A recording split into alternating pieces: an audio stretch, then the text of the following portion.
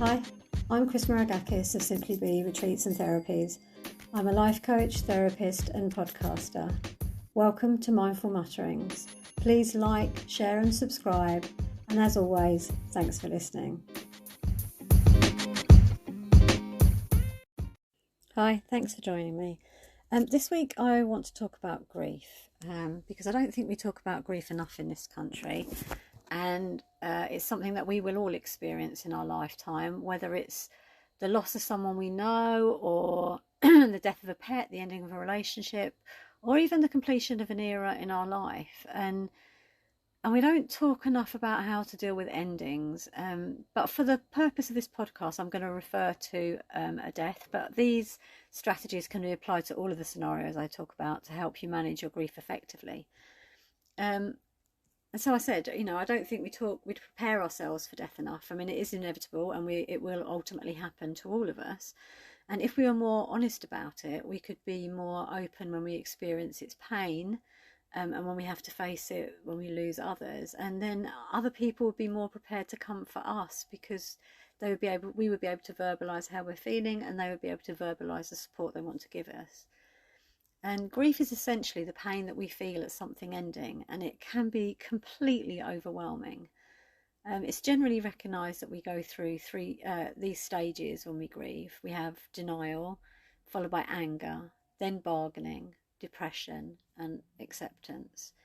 And so let's take a look at them and see what we can do. So denial, this is the safety valve that's provided by our brain so that we're not exposed to the full shock and the pain all at once. And we just have this kind of numbness and just, can't quite believe it. And we need that to be able to process how we're feeling so that we can start to deal with it when we're ready. And then that moves on to anger. And we might think it's unfair, or it shouldn't happen this way, or it's too soon, they're too young. Or this anger is often used to express the pain that we're feeling. But if mismanaged, it can lead to bitterness and resentment, which we then hold on to for the rest of our life, which will have a damaging impact on our mental health, our general well-being, and obviously the rest of our life. Then we get to the bargaining stage, which is the stage where we try to make deals with ourselves, or God, if that's your belief, in an attempt to feel better. We tell ourselves that if we behave in a certain way, that maybe they can make us not hurt so much. And then we move into the depression stage, and this is the hardest part, where we can feel that nothing has any purpose anymore, and that things were obviously better before. And this can be very dangerous because for lots of people, this is when they become overwhelmed with all the other things that are going on in their life, and they go into a deep depression that they can then struggle with for the rest of their life. And ultimately, hopefully, we come to acceptance, and this is when we found a way to manage the pain. Unfortunately, these may not always be positive coping strategies, but people then start to begin to feel that they can go back to their normal life. For some, they will never get over the loss, but they bury their emotions and find a way to go through life carrying that burden. Having experienced grief on more occasions than I would have expected at my age, I have found this to be a really helpful practice. Once the initial numbness has worn off, and once I've come through the denial stage, I find it really useful to move straight to acceptance, because I've spoken about this before, but when we deny reality, which is right in front of us, we're actually causing ourselves more pain, because the truth of it is, no matter what we want or how we think things should be, or we will eventually have to deal with the situation that is in front of us, and try as we might, we will never be able to beat reality. So I found it more useful to just move straight into the fact whether I understand that it's over, that it's done, and then I allow myself to hurt, because our natural instinct is to protect ourselves from any unpleasantness or pain.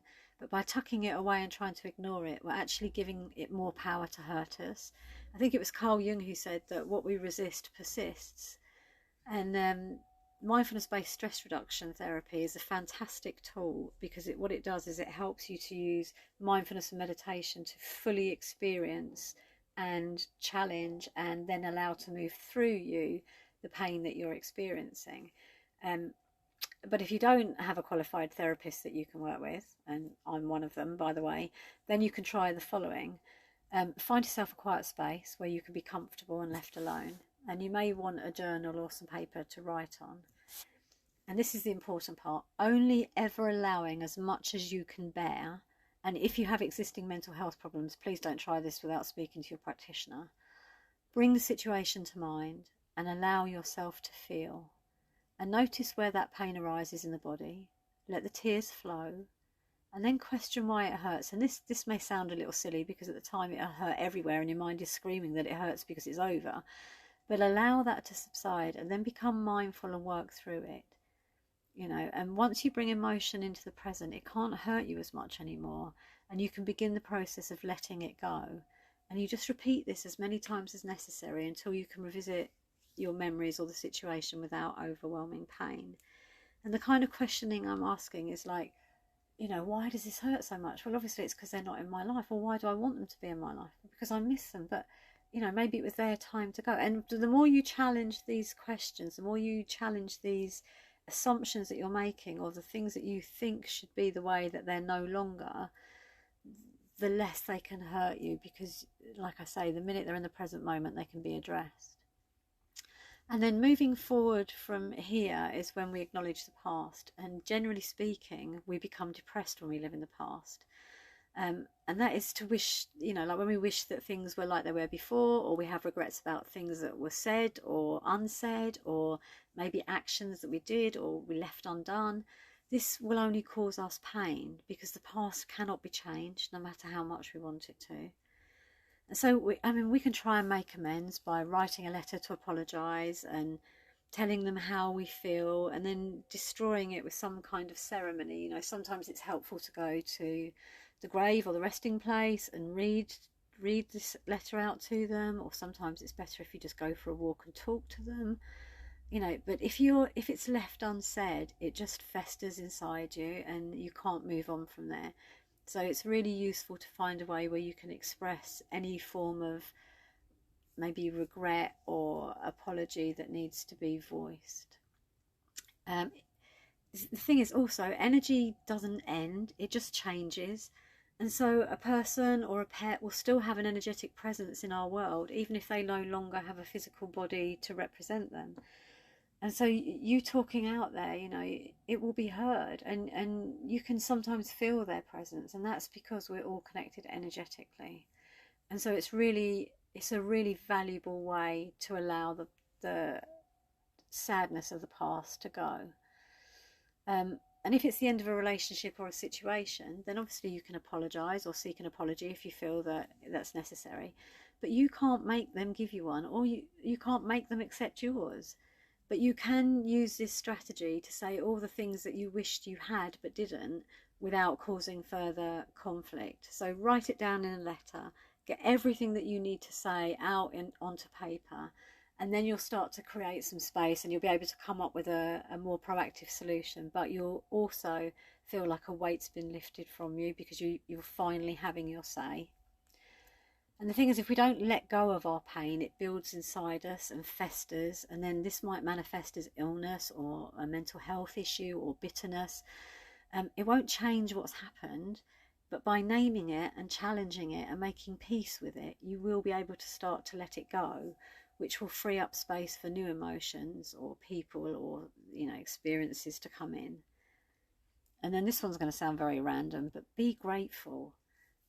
We've got no way of knowing the bigger plan, and maybe the ending that this experience is exactly the right thing, and we have to accept that because it's happened. And as I said, to argue with it puts us back into the denial stage where we're arguing with reality. And instead, I found it really helpful to be happy that they had done what they'd come to do. I really believe that we all have something that we're meant to learn in this lifetime, and that if someone has gone, it's because they achieved that. They did what they came to do, and you can only be happy that they've had the opportunity to do what is best for them and then move on. And I found it really, really helpful to think that maybe I could be grateful for the opportunity I had to have them in my life instead. So for looking for things that I really appreciated from the time that I spent with them, and the love that I had for them, and the memories that we created. And if I focused on that, then it was so much more than just than just experiencing the pain, because I had all these wonderful things and I wouldn't have been without them. The pain that I'm feeling now is worth it for everything that I got.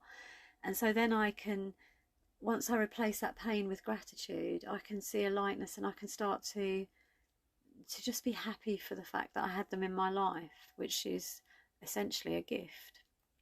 And it's all the things that you can then acknowledge about how blessed you were to have experienced, you know, having them and their essence around you, and you know, it helps you to move forward. It does sound a little bit crazy, but it does really help. And obviously this strategy can also be applied to situations too. If you start to look at what you gain from the situation and be grateful for that, then you can start to move forward from there as well.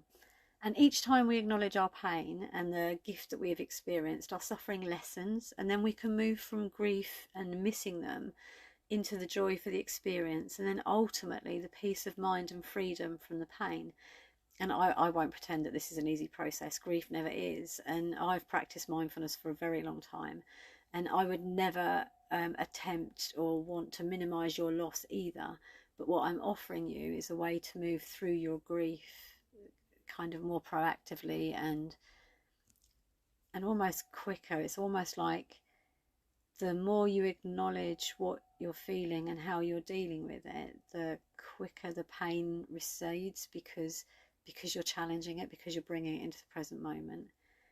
And we are conditioned to feel guilty out of loyalty, and that we shouldn't be happy maybe because we've lost someone, or you know, because they're not in our life anymore. But I felt that holding on to the pain out of a sense of loyalty made no sense, that it would not be what those that I had lost would want for me, and would negatively impact on the rest of my life, and therefore those that I came into contact with, and that would be dishonouring their memory. I don't think they would want that as the outcome of their life, and it would also not bring them back. So instead I chose to honour them with gratitude and joy for the love and the experience that we'd shared, and I know that the love that I have for them won't ever go away, you know, in the same way that their energy won't either. But it's now available to enable me to love those that are still here more. And I just found it a more healing process to go through once I'd started using this process than how I'd grieved in the past. I really hope this has helped you in some way. And as always, if you feel that I can help you through your grief, then please get in touch. The website is simplybe.org.uk, email is cm@simplybe.org.uk, and my number is 07974 618 499.